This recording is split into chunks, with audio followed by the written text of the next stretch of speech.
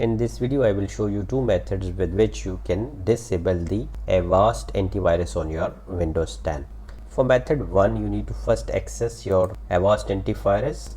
You can just do the right click and click open user interface, and your Avast Antivirus user interface will open. Click protection, and in the protection click core shields, and in the core shields you need to disable one by one all these file shield, behavior shield, web shield, mail shield. It will ask you for how much time you want to disable it. Select the desired duration and click next, and similarly you can go one by one.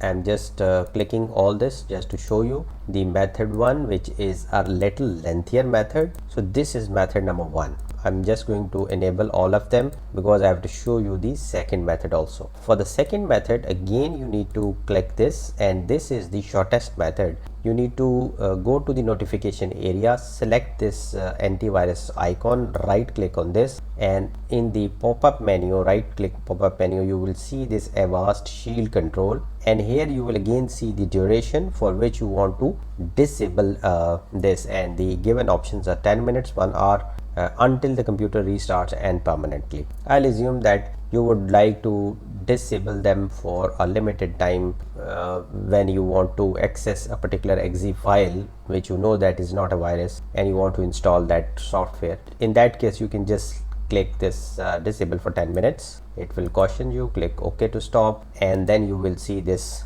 cross icon, meaning by that your antivirus is right now not protecting. In order to enable, you can again go back and click enable all shields, and your antivirus will be protecting your PC. Thanks for watching. Like, share and subscribe.